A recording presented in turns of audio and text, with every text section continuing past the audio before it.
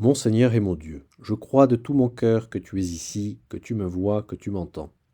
Je t'adore, à genoux devant toi, je te demande le pardon de mes péchés et ton aide pour faire de mon mieux ce moment de prière. Marie, ma mère immaculée, Saint Joseph et mon ange gardien, intercédez pour moi. Cette année, nous fêtons pour la deuxième fois les trois saints de la famille de Béthanie ensemble. Marie, Lazare et Marthe. Les trois membres de la famille qui étaient amis de Jésus. Et quand Jésus passait par Jérusalem, il s'arrêtait toujours par Béthanie pour aller visiter ses amis et passer un bon moment avec eux. Dans cette famille, les caractères sont bien différents. Chaque membre a ses qualités et ses défauts. Nous allons nous attarder plutôt sur Marie et Marthe. Marie, nous la connaissons, elle est joyeuse, elle est entière, elle parfume les pieds du Seigneur, elle a des grandes facilités pour montrer son amour envers Jésus-Christ.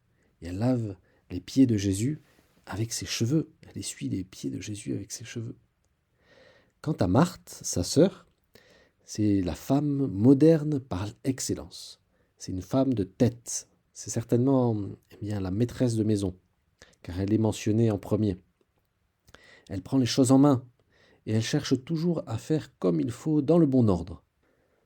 Alors face aux événements, elles réagissent très différemment. Souviens-toi quand Jésus est invité chez Marthe et Marie et Lazare, et que Marthe s'agite à toutes les choses de la maison, alors que Marie est aux pieds de Jésus, elle écoute, elle boit les paroles de Jésus, à tel point que Marthe en devient jalouse.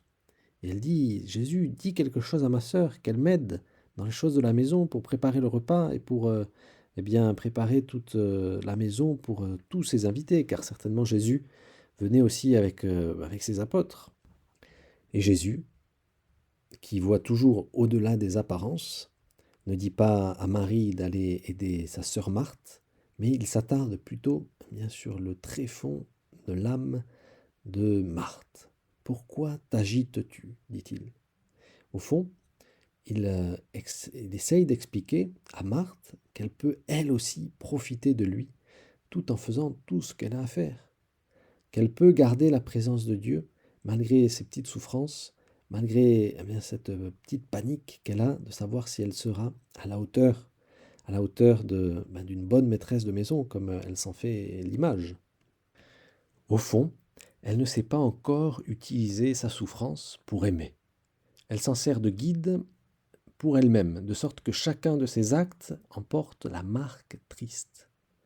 Au fond, elle essaye et elle pense qu'elle peut éviter la souffrance, qu'elle peut éviter l'angoisse, qu'elle peut s'en débarrasser et non pas les utiliser justement pour aimer. Et quand son frère Lazare meurt, Marthe reste Marthe et elle accourt au-devant du Seigneur pour le prier et pour partager sa souffrance. Elle a fait des progrès puisque elle croit en la résurrection de Lazare et qu'elle fait une grande profession de foi. Mais Marie a une attitude encore plus belle. Marie reste là où elle est et elle attend que Jésus l'invite à aller vers elle. Et quand Marie approche de Jésus, elle aussi, elle pleure. Elle fait un petit peu les mêmes reproches à Jésus en disant « Si tu avais été là, mon frère ne serait pas mort ». Mais les larmes de Marie sont des larmes d'amour, puisqu'elles arrivent à provoquer les larmes de Jésus. Jésus pleure donc à son tour la mort de son cher ami. Il pleure des vrais sanglots qui viennent de son cœur humain. Et ces sanglots de Jésus sont un motif d'espérance pour nous. Car comme Jésus a aimé son ami Lazare, il nous aime. Et comme il a déversé des sanglots pour son ami Lazare, le Seigneur souffre aussi avec nous, avec des sanglots qui proviennent de son cœur à la fois très humain et très divin. Et moi, Seigneur, devant les petites ou grandes difficultés de mes journées, comment est-ce que je réagis? Est-ce que je pleure des larmes amères, des larmes où je me plains, où je reste tout seul, renfermé sur moi-même, sur mes problèmes? Ou est-ce que j'arrive eh bien, à vivre ces souffrances avec toi? Parce que toi, tu vis ces souffrances avec nous. Et alors ces larmes amères se transformeront en larmes d'amour, à partir desquelles rejaillit la vie. Comme a rejailli la vie du tombeau de Lazare qui était mort et qui est revenu à la vie. L'exemple de Sophie, que tu connais peut-être, peut nous aider. Elle, elle a connu une grande croix alors qu'elle était mariée depuis quelques mois. Son mari a eu un accident de vélo et a été atteint d'un grand traumatisme crânien. Une grande croix. Il s'est réveillé petit à petit d'un lourd coma avec de grands handicaps.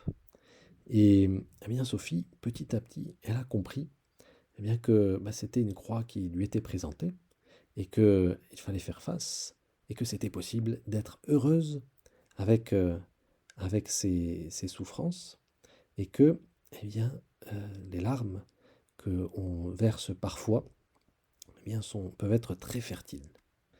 Et je te laisse maintenant quelques minutes avec le témoignage de Sophie qui nous explique comment eh bien, la souffrance peut être transformée en une extraordinaire occasion d'aimer. Même si j'avais connu un petit moment de révolte, hein, ça m'est arrivé, hein,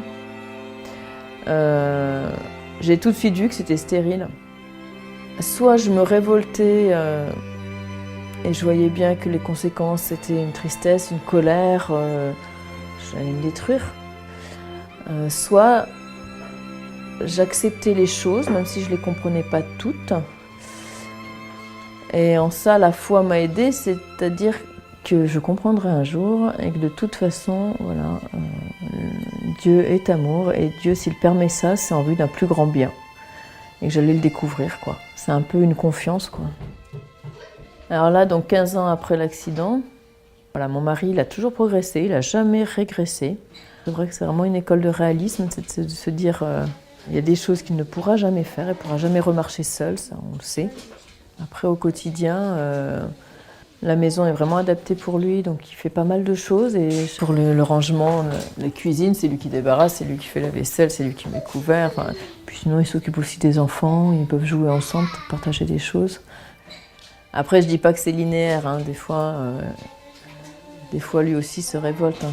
Des fois, il en a marre. Il faut accepter les moments d'abattement. Moi, je dis toujours que les larmes, ça tue pas, hein, ça fait du bien. Donc, il a beau être un homme, il a le droit de pleurer. Voilà. Moi, j'ai beau avoir la foi, être combative. Voilà. Et ben, quand je pleure, je m'autorise à pleurer. Se dire, c'est pas grave, quoi, rien n'est grave, tout passe. Marthe a enfin compris, en voyant Lazare rejaillir vers la vie, ces paroles du Seigneur, dites avec tant d'affection, car Jésus aimait beaucoup, et bien beaucoup Marthe. Ne te l'ai-je pas dit? Si tu crois, tu verras la gloire de Dieu. Effectivement, bien Jésus, lui aussi qui était triste devant la mort de son ami, bien il a vécu cette tristesse avec Dieu son Père. Il a adressé une prière à Dieu son Père avant de ressusciter Lazare. Père, je te rends grâce parce que tu m'as exaucé. Et il montre à Dieu son Père toute la confiance qu'il a en lui, eh bien, malgré son incompréhension aussi bien humaine devant le mystère de la mort, devant le mystère de la croix. Aide-nous, mon Dieu, à apprendre comme Marthe, à vivre nos petites croix avec toi, car tu es un bon Père qui, eh bien, de ses larmes va faire jaillir la vie. Je te remercie, mon Dieu, des bonnes résolutions, des actes d'amour et des inspirations que tu m'as communiquées dans cette méditation. Je te demande de m'aider à les mettre en pratique. Ma Mère Immaculée, Saint Joseph, mon Père et Seigneur, mon ange gardien, intercédez pour moi.